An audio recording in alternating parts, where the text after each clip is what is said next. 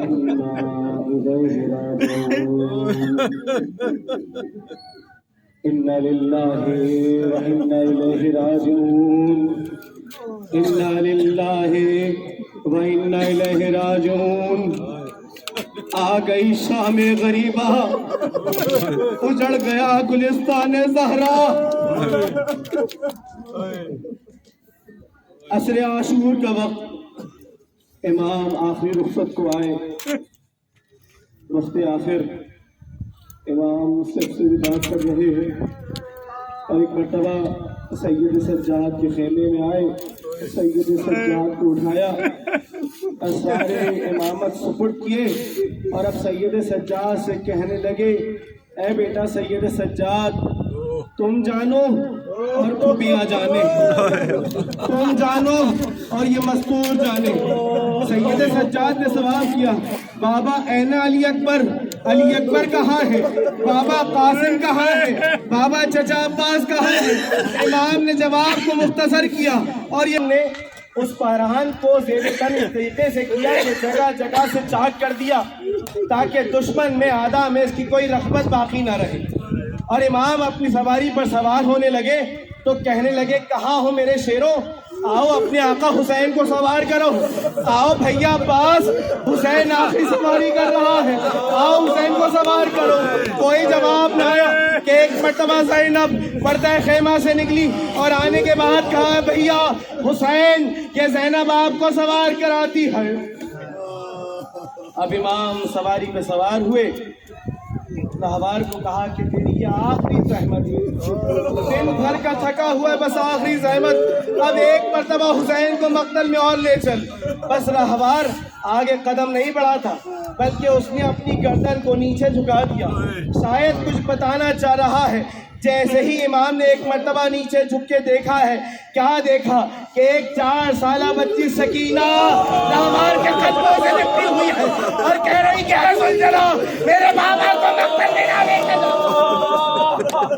میرے بابا کو مقتل میں نہ لے کے جا جو بھی صبح سے گیا ہے وہ واپس نہیں آیا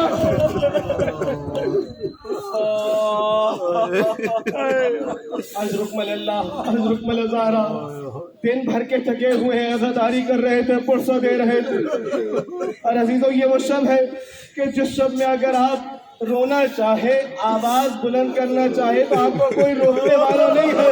یہ وہ شب ہے کہ جس شب میں جب اہل حرم نے کریا کیا ہے تو ایک مرتبہ شمر کبھی تازیانے مارتا ہے کبھی گھڑکیاں دیتا ہے کہ نہ میرا مولا حسین بس ایک مرتبہ اترے سواری سے اور اترنے کے بعد سکینہ سے پوچھا کہ بیٹا ابھی تو ہم تم سے رخصت ہو کر آئے کہا کہ بابا بس میری آخری خواہش ہے کیا ہے سکینہ آخری خواہش چاہتی ہوں کہ بابا آخری وقت میں آپ کے سینے پہ آ رہا ہوں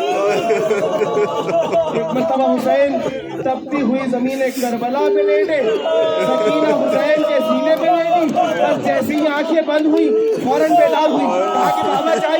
بابا چاہیے پوچھا کہ بیٹا ابھی تو تم کہہ رہی تھی کہ بابا میں آرام کرنا چاہتی ہوں کہا کہ بابا میں نے خواب میں دادی زہرا کو دیکھا اور یہ کہتی ہے اے سکینہ میرے حسین کو میری طرح مانے دے میرے حسین کو میری طرح مانے دے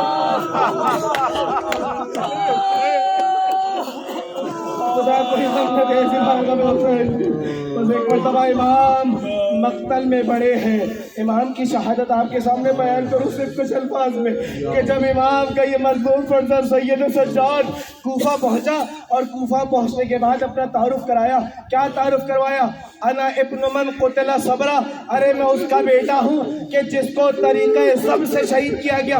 اسلام یہ کہتا ہے کہ کسی بھی جانور کو طریقہ صبر سے نہ مارو طریقہ صبر کیا ہے زمانے جاہلیت میں اگر کسی جانور کا شکار کرنا مقصود ہوتا اس کو چاروں طرف سے گھیر لیتے اور جس کے پاس جو ہتھیار ہوتا وہ اس کے اوپر برساتا یہاں تک کہ وہ مر جاتا سید سجاد کہتے ہیں میں اس کا بیٹا ہوں کہ جس کو طریقہ صبر سے شہید کیا گیا ارے کربلا میں حسین تنہا ہے جس کے پاس تیر ہے وہ حسین پر تیر برساتا ہے جس کے پاس نیزہ ہے وہ نیزہ برساتا ہے جس کے پاس تلوار وہ تلوار امام پہ برساتا ہے اور جس کے پاس کچھ نہیں وہ جلتی ہوئی خاک حسین پہ برسا۔ بس ایک مرتبہ وہ وقت آخر وہ وقت سجدہ بھی آیا کہ ایک مرتبہ راوی بیان کرتا ہے کہ شمر سینہ حسین پر سوار ہے، 13 ضربوں سے سر اور تن کے درمیان جدائی کر رہے ہیں، 13 ضربوں سے سر اور تن کے درمیان جدائی۔ بس ایک مرتبہ زینب کبریٰ دلہ زینبیہ سے دیکھ رہی ہے اور کہتی ہے کہ شمر ابھی خنجر نہ چلا کہ میرا بھائی پیاس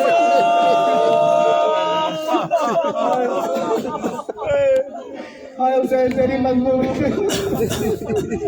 بس ایک مرتبہ جب سر اور تن کے درمیان جدائی ہوئی، شمر زلفوں سے پکڑا ہوا ایک مرتبہ سر حسین لے کر آیا، اور جب لے کر آیا سر غور سے سنیے گا، جب شمر لے کر آیا ہے تو کانپ رہا ہے۔ بسر سعد نے پوچھا کہ تو کانپتا کیوں ہے؟ وہ یہ کہتا ہے کہ جب میں خون خنجر روا کر رہا تھا میرے خنجر کے نیچے ایسا لگتا تھا کہ جیسے کسی مزدور کے ہاتھ ہے، اور وہ یہ کہہ رہی ہے اے شمر میرے بچے کا خنجر نہ چلا، میرے بچے کا میرے چکیا پیس پیس کے حسین کو مانا۔ اشرف اللہ اشرف اللہ زہرا۔ بس ایک مرتبہ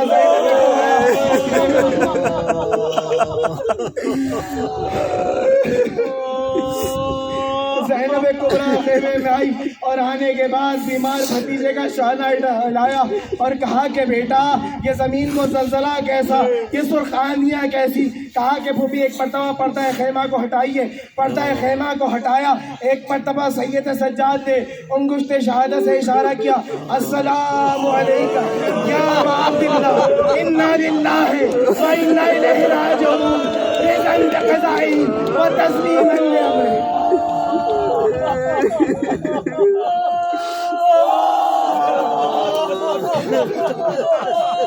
خدا کوئی غم نہ دے سوا غم حسین کے عزیزوں۔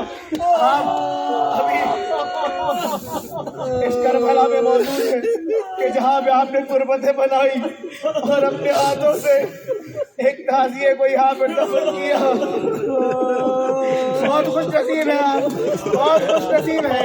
کہ کربلا بنا لی اور کربلا بنانے کے بعد تعزیوں کو دفن کر دیا، لیکن ہائے رے حسین، ہائے رے سید سجاد، ہائے رے سید سجاد کہ جس کے باپ کا لاشا سرزمین کربلا۔ اس کے بعد آپ کی زحمت کو تباہ ایک مرتبہ زینب کبریٰ مقتل میں گئی، اور جب زینب کبریٰ مقتل میں گئی تو خدا یہ دن کسی کو نہ دکھائے کہ جب کسی کو اپنے عزیز کے لاشے کو پہچاننا ہو۔ زینب کبریٰ ہے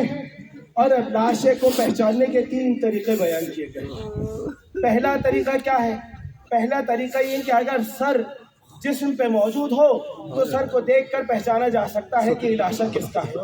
لیکن حسین کے سر اور تن میں تو جدائی ہو چکی، زینب اس طریقے سے بھی نہیں پہچان سکتی۔ دوسرا طریقہ کیا ہے کہ اگر کسی نے کوئی لباس پہنا ہوا ہو تو پتہ چلتا ہے گھر سے جب نکلے تھے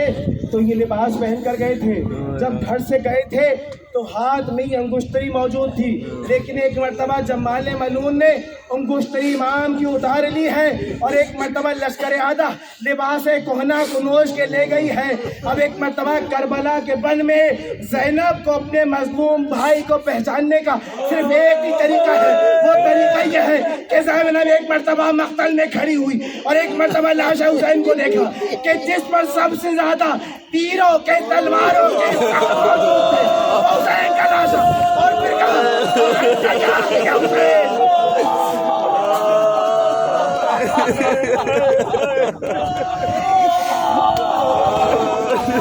کیا تو ہی میرا بھائی حسین ہے؟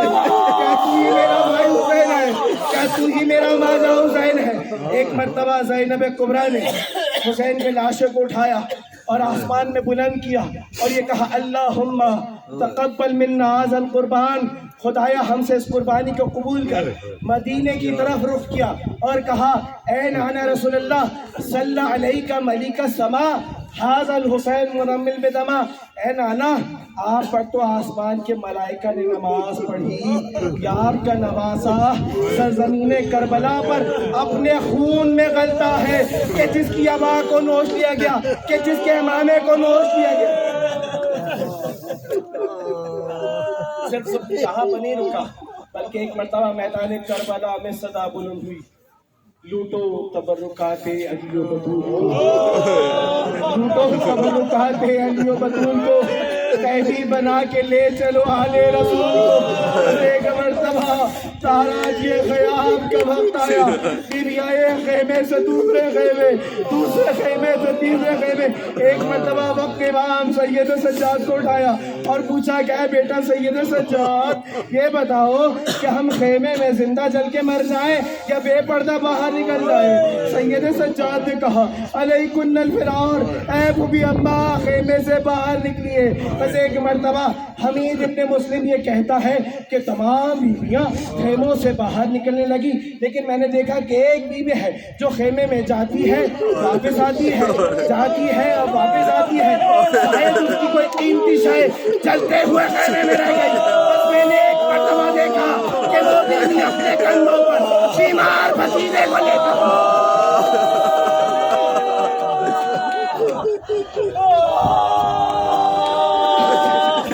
खुदा कोई गम न दे इस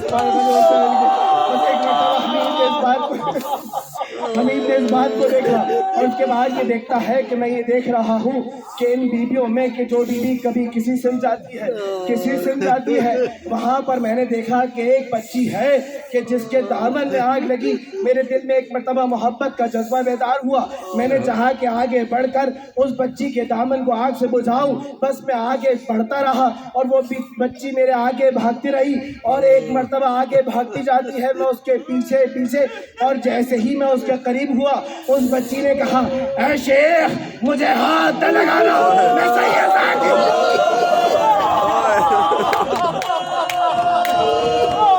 ऐ शेख मुझे हाथ न लगाना, मैं सैयद।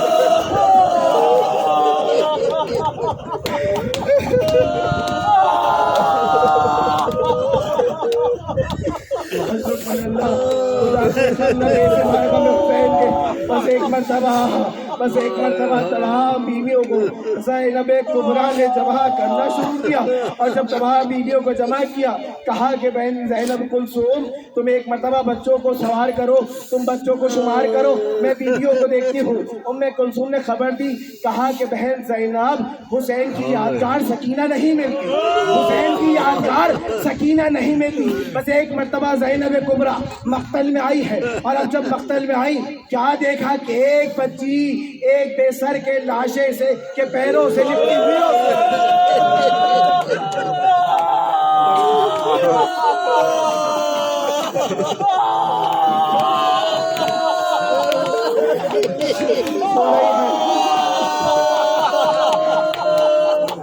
बच्ची को उठाया के बाद कहा, बेटा सकीना आओ हम साथ मिलके बैठते हैं, आओ हम साथ मिलके बैठते हैं। अपनी आगोश पे लेके जा रही हैं जनाबे ज़ैनब मक्तल से और जब जले हुए खेमों की तरफ जा रही हैं सकीना से पूछा कि बेटा तुमने कैसे पहचाना कि ये तुम्हारे पापा का लाशा है, किस तरीके से पहचाना? तो सकीना ने कहा कि ऐ फूफी अम्मा जब मैं मक्तल में आई और मैंने मक्तल में आने के बाद कहा कि बाबा बाबा इस बेसर लाशों से आवाज आई,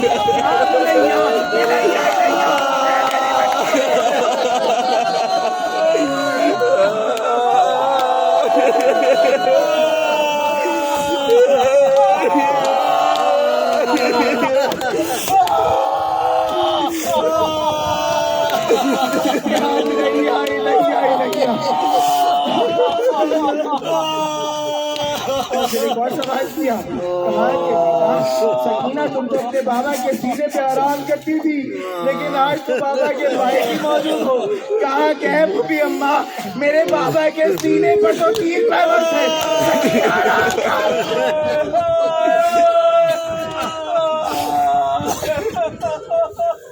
बस एक मरतबा तमाम को जमा किया और एक मरतबा लश्कर आदा में ये बात بلند ہونے لگی کہ اگر ان کو شام تک لے کے جانا ہے، اگر شام تک لے کے جانا ہے اور زندہ و سلامت لے کے جانا ہے تو کچھ اناج اور کچھ پانی ان کی طرف بھیجنا پڑے گا۔ بس ایک مرتبہ زوجہ حر، بیوہ حر ایک مرتبہ کچھ اناج اور پانی لے کر آئے، اناج پیش کیا، اور جیسے ہی پانی کا نام آیا شاہد مقتل نے ایک مرتبہ رخ کر کے حضرت عباس کی طرف متوجہ ہوئی اور شاہد ایک مرتبہ حسین کی طرف۔